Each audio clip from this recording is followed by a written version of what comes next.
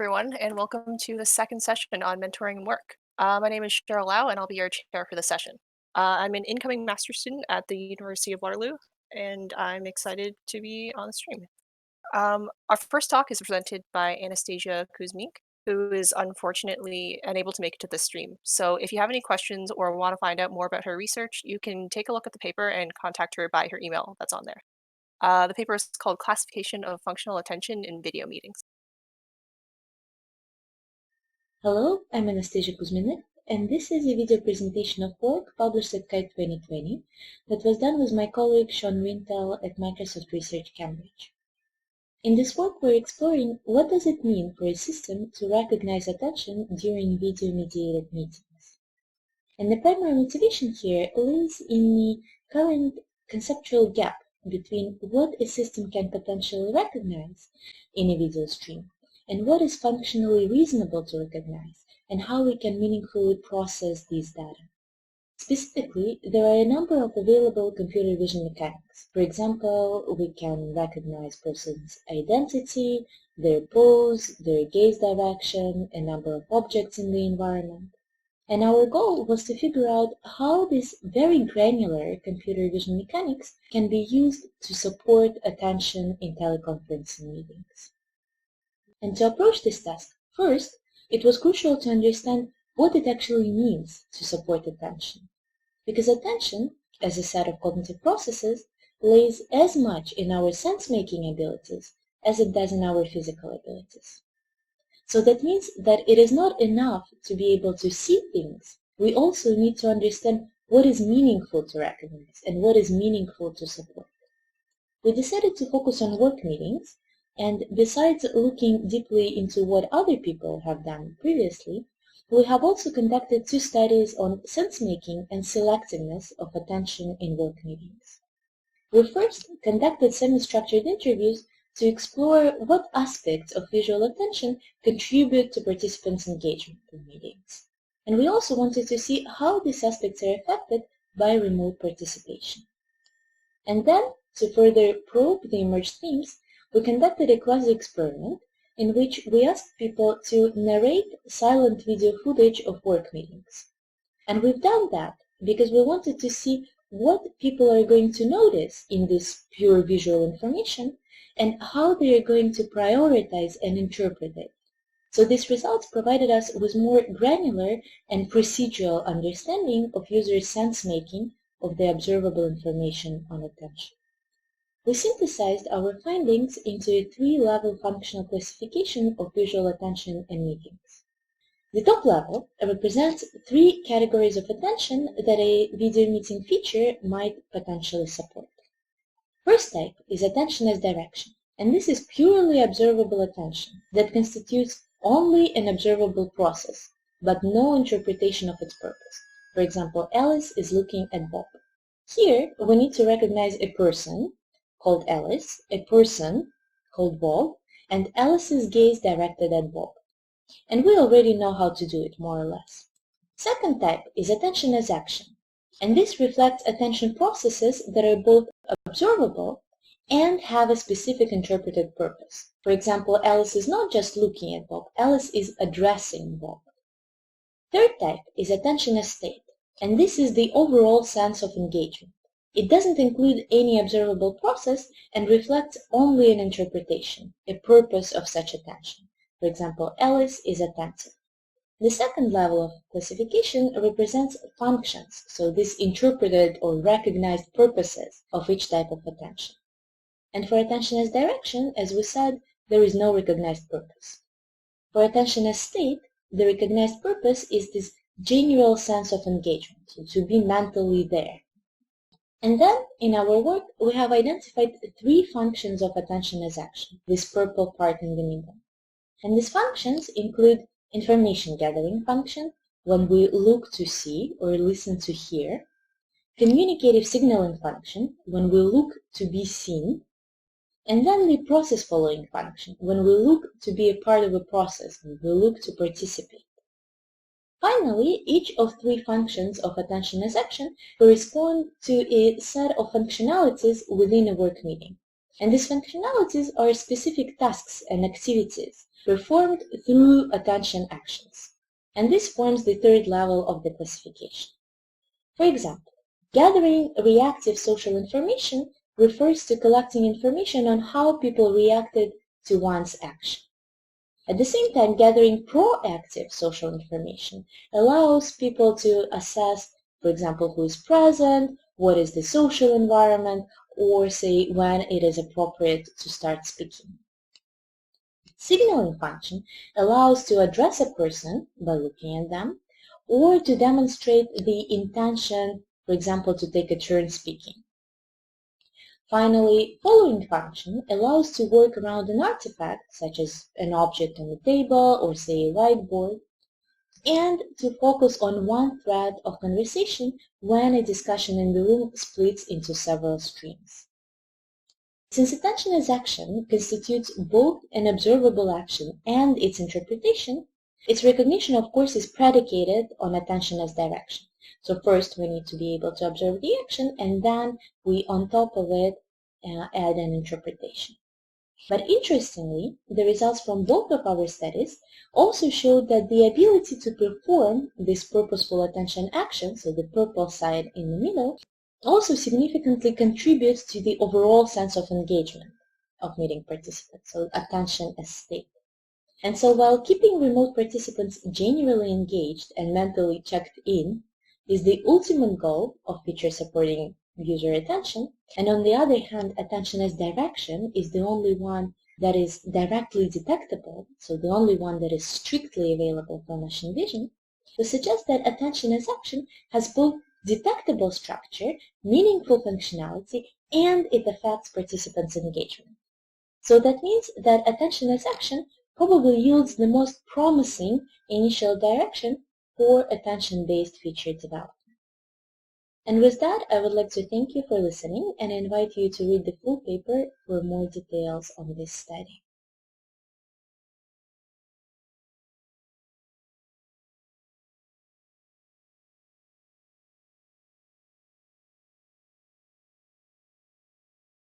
Cool work and very relevant given our increased video call usage nowadays. Unfortunately, Anastasia couldn't be here to answer questions, but feel free to contact her through email, which can be found on the paper.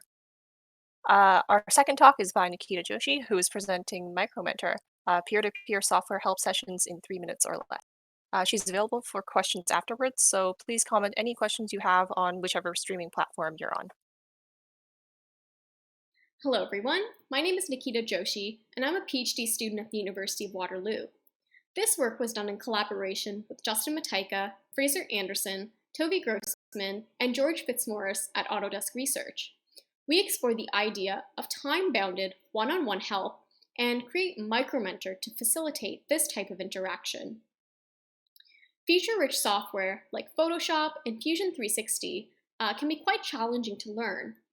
And over-the-shoulder learning, which is informal learning between colleagues in a workplace, is one of the most popular and preferred help-seeking strategies. However, it may not always be available, for example, if you're working remotely. And even when it is available, people are often reluctant to ask for help, either due to embarrassment or a fear of disturbing others. We've become accustomed to consuming small tidbits of information, like tweets. In fact, it's been shown that the restrictive nature of services like Twitter can actually encourage more use. There's less of a barrier to creating content, and it incentivizes getting to the point. According to the Ellsberg paradox, we prefer to bet on specific known odds, even if they're quite low, over ambiguous probabilities. So we tend to avoid uncertainty, and we can notice some trends with this when it involves time. For example, a to-do list that has an estimated duration can help reduce procrastination. And a written article that includes an estimated read time can help increase engagement. So we like restrictions, and we like to avoid uncertainty. Could a time limit encourage more help seeking? We feel that if an asker and a helper both know exactly how much time they're going to commit to providing or receiving help, that people will be more encouraged to ask for it and provide their assistance because there's not much of a barrier there and they know exactly what they're getting into. And to date, nothing has really explored this idea.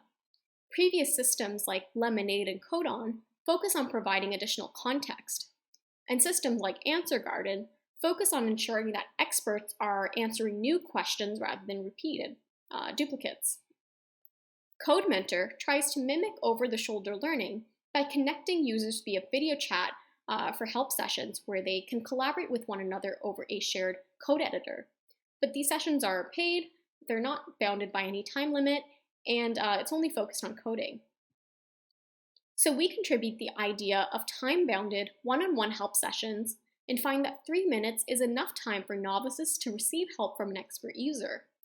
We create MicroMentor to facilitate this type of interaction, and we found that participants were overall satisfied with these short help sessions. To better understand time-bounded help, as well as some of the limits and opportunities, we conducted a formative study with 6 Fusion 360 users. 3 of them were experts, and 3 of them were novices. The novices were given an open-ended design task in Fusion 360, and they could not use any online resources, so no blogs, no videos, nothing.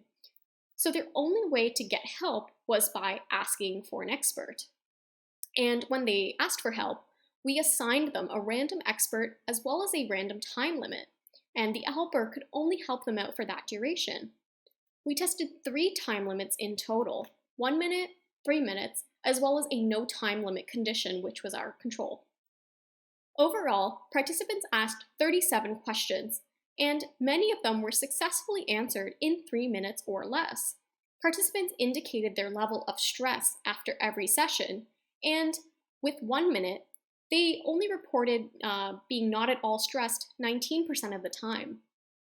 With 3 minutes and no time limit, this number was much larger. Participants indicated whether they thought that the question was successfully answered or not. With no time limit, questions were considered to have been answered 92% of the time. With 3 minutes, though, this was 83% of the time. And with 1 minute, questions were only considered to have been answered 39% of the time. So these results seem to suggest that 3 minutes is kind of a sweet spot here, and this was confirmed by our discussion with the participants. They felt that 3 minutes was enough time to explain a problem, clarify, and received a focused response with very little stress. In fact, a lot of the askers actually felt that having no time limit was quite unnecessary, and some of them even felt guilty for using up more of the helpers' time. Some of the helpers noted that when they only had 1 minute, they were kind of encouraged to give more quick and dirty solutions that may not actually be best practice. So with 3 minutes, there was much more time to provide a detailed response. Askers noted that there was much more pressure to ask short and focused questions, but helpers preferred this over long-winded questions. Helpers noted that in their day-to-day life, they often get asked the same questions over and over again, and some of the askers actually noted that the choice of helper may in fact be more important than the time limit. So it's unclear how a quick help system could address these 2 issues.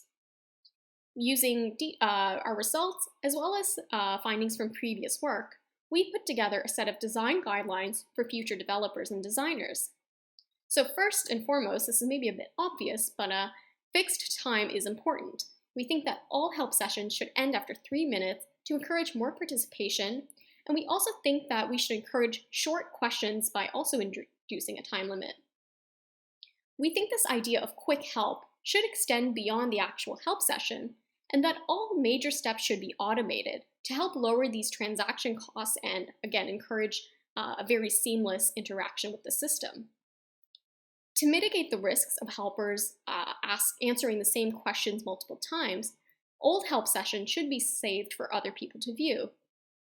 And finally, previous work shows the importance of using context, and we feel that this is especially true when it involves time-bounded help.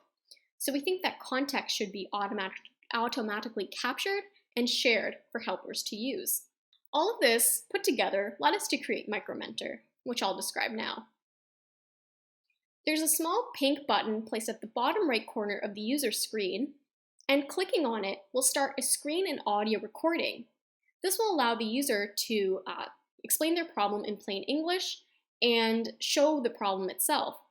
This recording can only last for 16 seconds.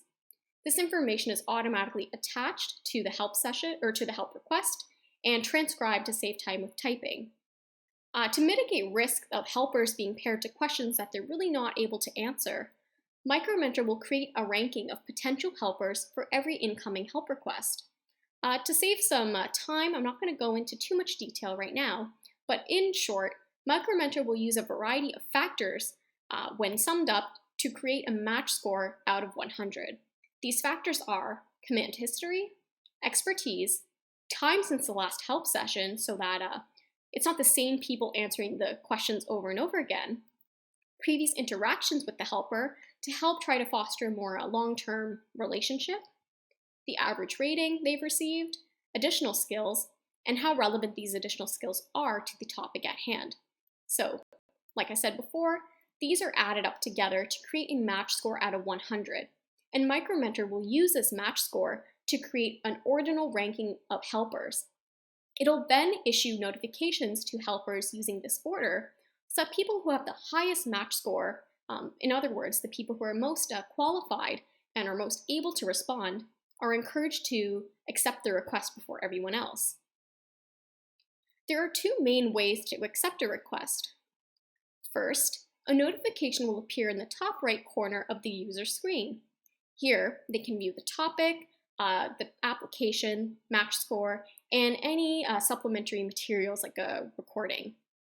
Clicking Accept will start the help request, and clicking Remind will snooze the notification for 10 seconds, and the notification will reappear if it is still opened and no one else has claimed it.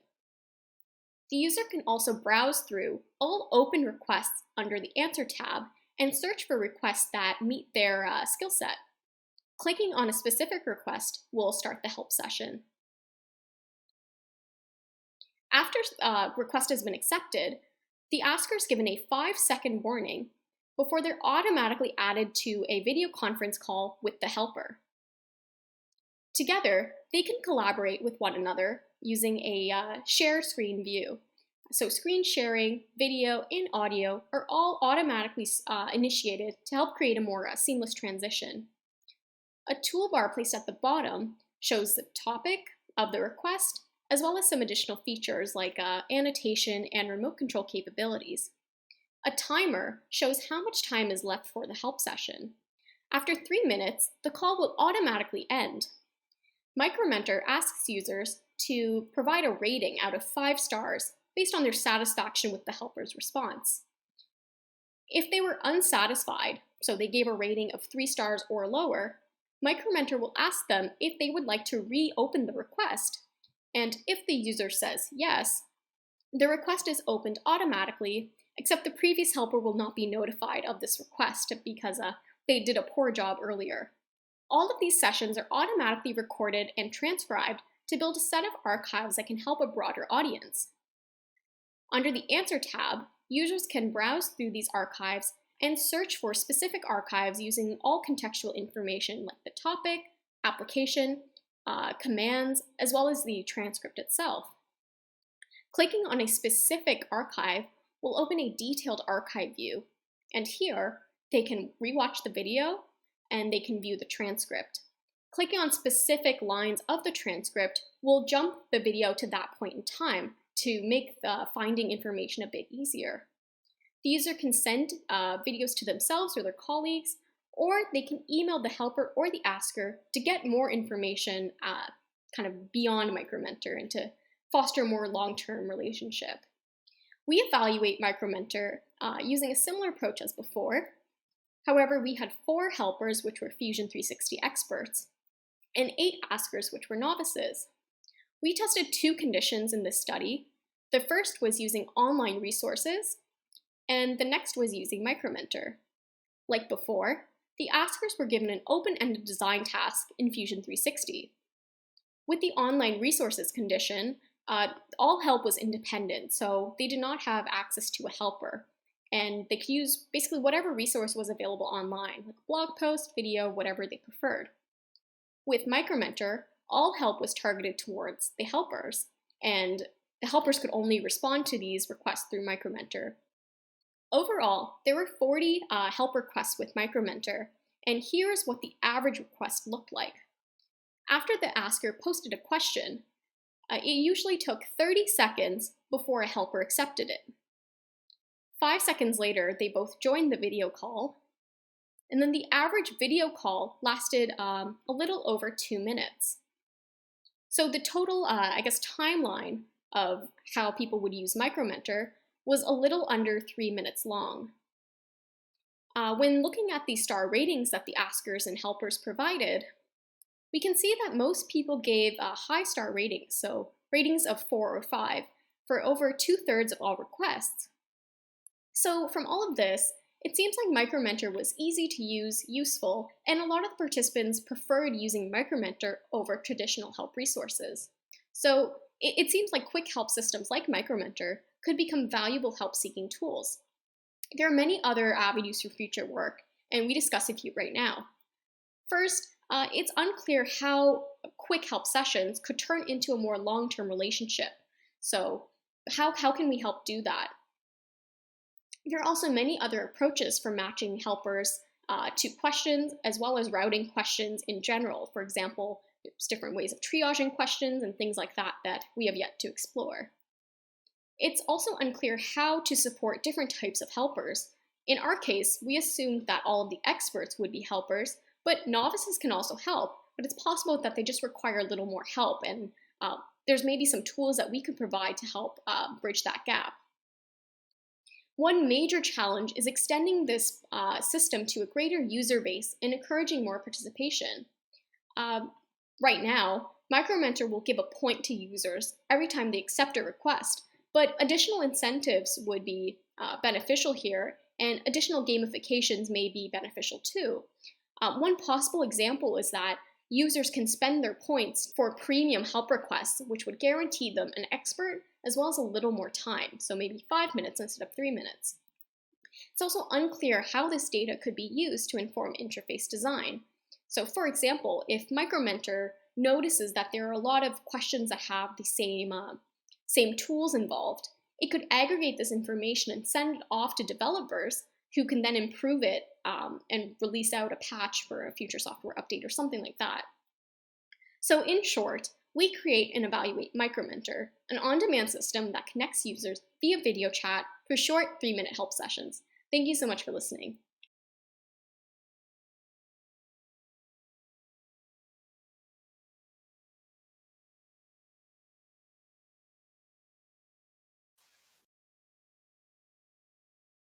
Now we have Nikhita and Joshi available to answer questions. Hey, Nikhita.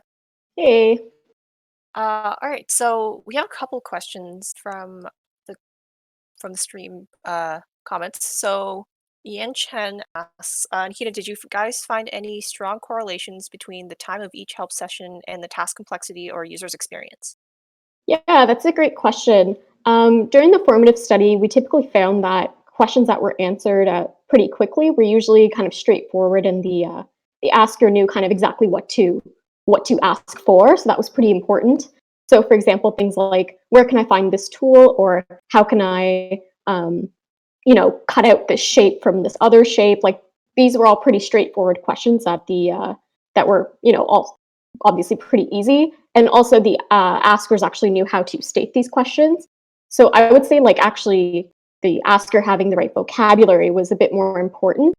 In cases where the question was a bit more complex, and also when they just didn't really know the right terminology, it took them much longer to actually explain the problem. So I would say those questions took a bit longer than these kind of straightforward questions. So I would say definitely the easier questions were typically answered in like less than 1 minute, but the more complex questions were answered within kind of the 3-minute range, or this no time limit range.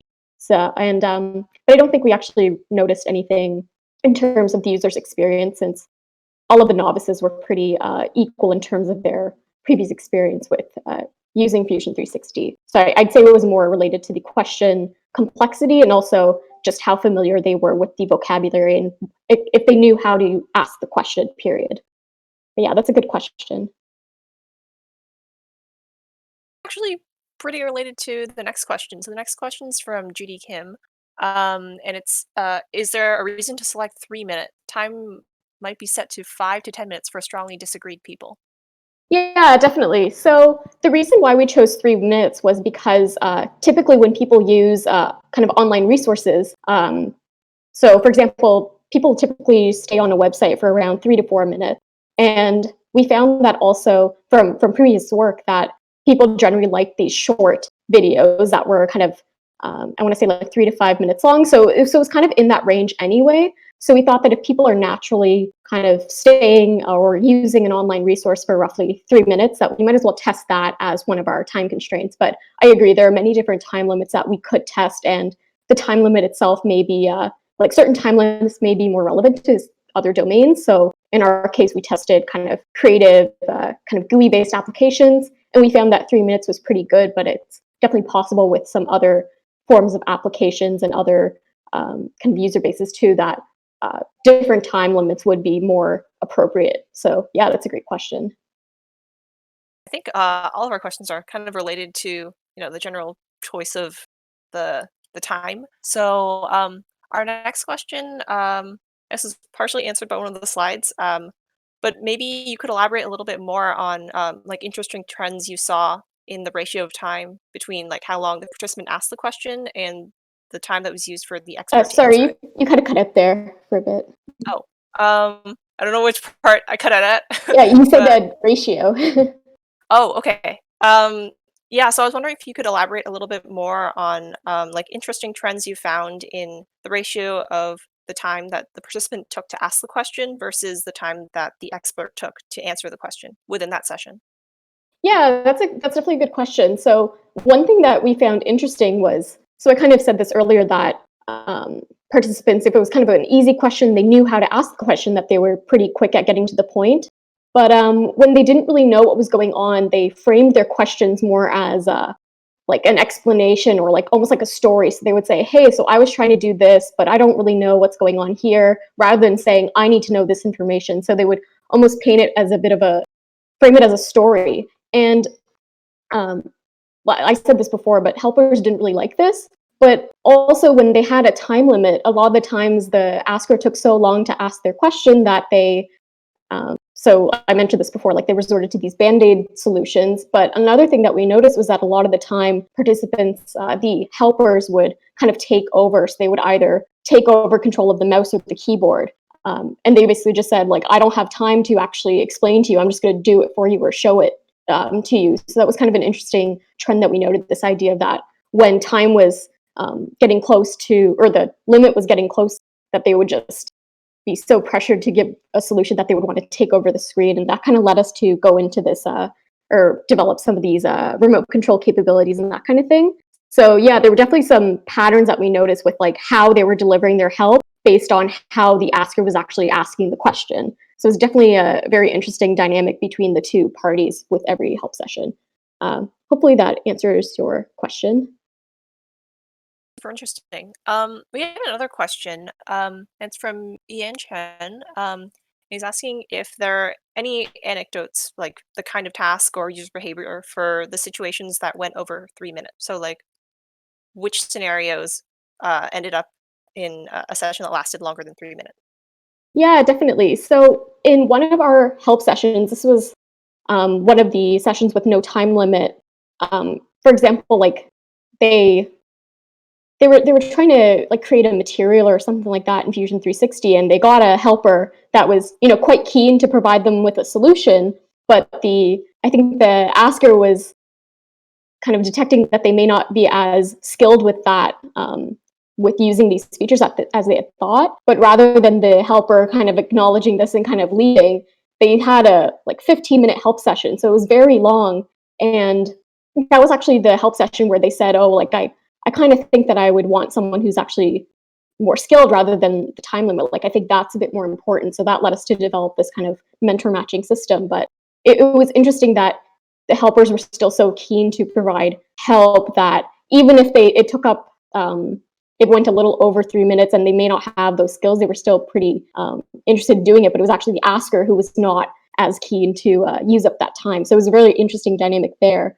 In terms of some other scenarios where there was a 3-minute time limit that went over, a lot of the participants even noted that, even if they didn't get a full, complete solution to the question, a lot of them felt that with 3 minutes, they were still able to get a very good head start.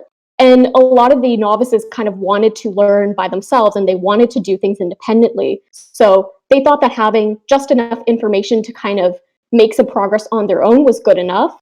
And 3 minutes, even if their question was not totally answered, 3 minutes was enough time for them to kind of get a good lead with the problem that they were trying to tackle. So a lot of them were quite satisfied with these 3-minute help sessions, even if it wasn't totally answered.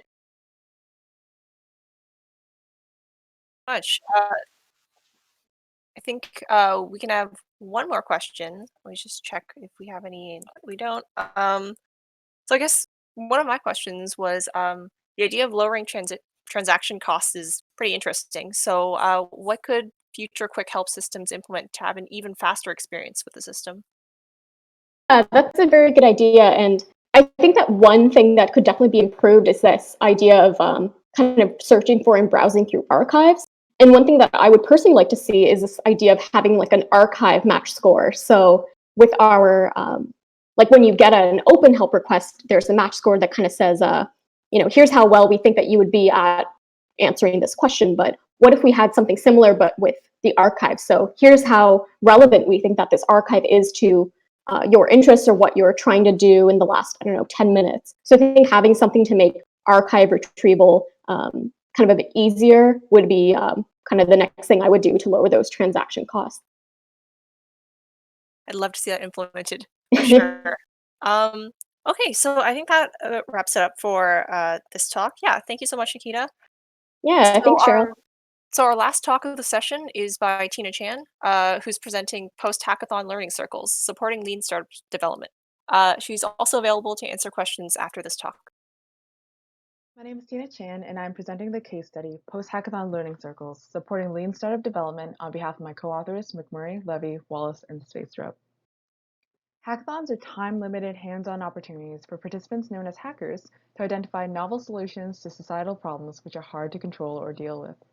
Hackers would then create and pitch rapid prototypes of solutions, called hacks, in a concluding competition for prizes and awards. The prizes are often used to encourage hackers to commercialize prototypes into impactful products, acting as seed funding or validation for potential investors. However, it is not clear how to best facilitate the transition from medtech or medical technology hackathon groups to medtech startups in practice.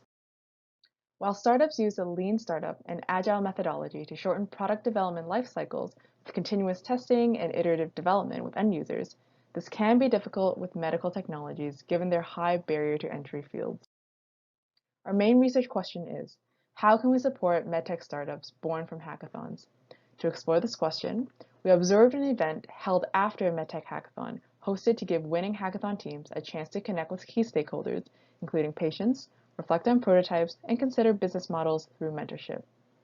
This consisted of a qualitative field study with 4 finalist hackathon teams through video conference interviews. We also chose to focus on a process termed learning circles. Through our observations and interviews, we found that learning circles complemented the lean startup process of medtech groups, from hackathons in particular. Learning circles are an Aboriginal method of knowledge sharing where a group of people come together to engage in a dialogue about a common interest.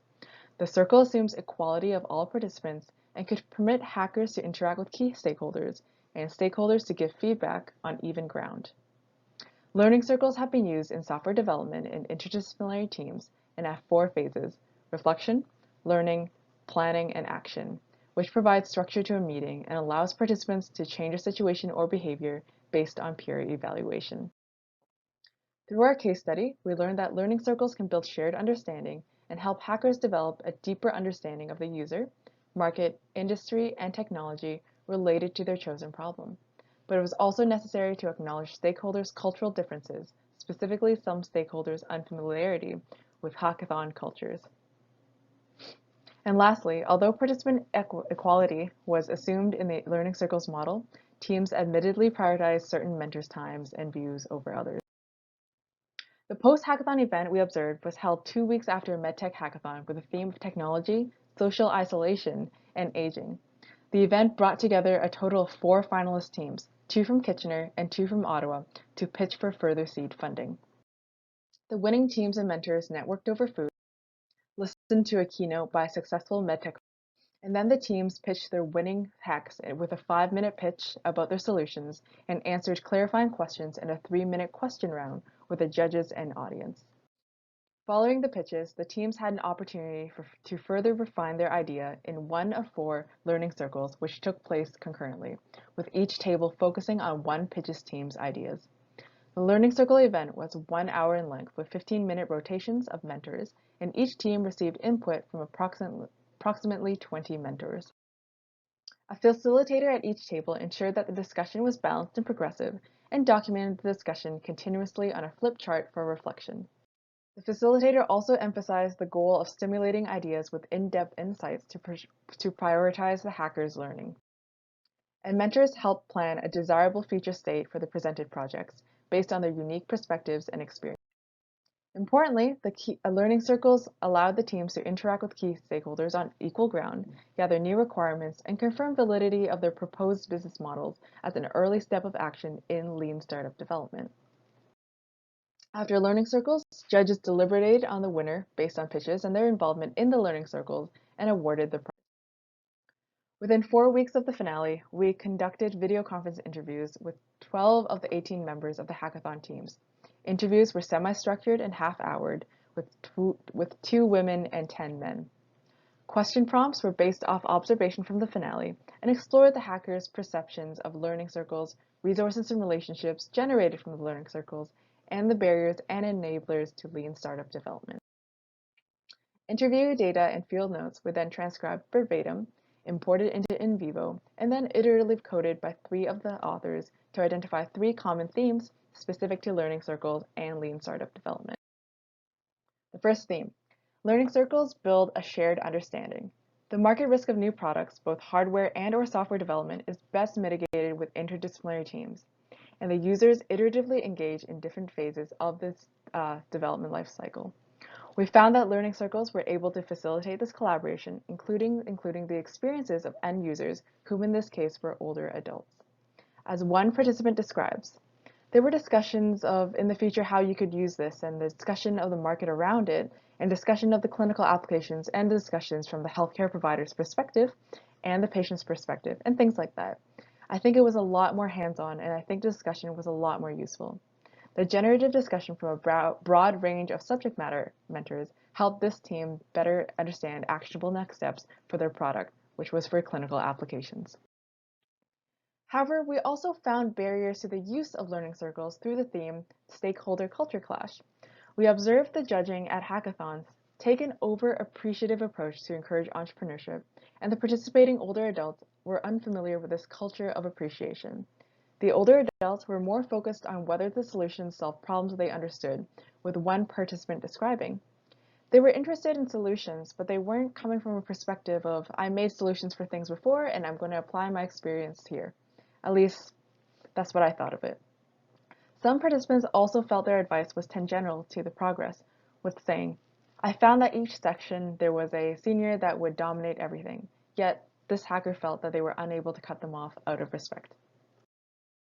Lastly, although equity was assumed in the learning circle model, teams preferred some mentors' time over others upon meeting them. It was hard because we met her during the learning circle, and we had to pay attention to the co-design and not necessarily just her. One participant describes and then mentions deliberately spending time networking outside of the learning circles to receive feedback from potential collaborators. The 15-minute rotation could also be better spent if they knew who was in the learning circle ahead of time to prepare expectations, with one participant saying, just knowing who might have been there, we might prepare ourselves to ask them questions. We have a lot of questions that we would have loved to get feedback on. So in summary, our takeaways from this case study are that learning circles aid in the startup process of medtech startups. Specifically, we suggest using learning circles to involve stakeholders early on in the medtech startup development process to effectively help hackers develop a deeper understanding of their problem's needs. But We also suggest informing teams, learning circle participants attending before the event so they could pre-plan appropriate questions in short session times if longer session times are not feasible, essentially to preserve the equity of a learning circle's participation by optimizing the attention and time spent within groups. And lastly, mentors' experience with hackathon culture and technology should be assessed in advance. An appropriate orientation could be provided to improve mentors' experience and their ability to support startup ecosystems.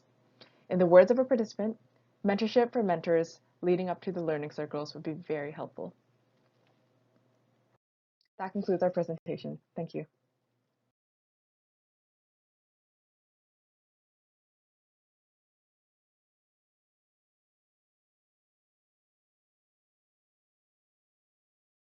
So that was some very interesting work. Unfortunately, Tina's not on the line right now to answer questions, so we'll just take a short break. And then when she's back online and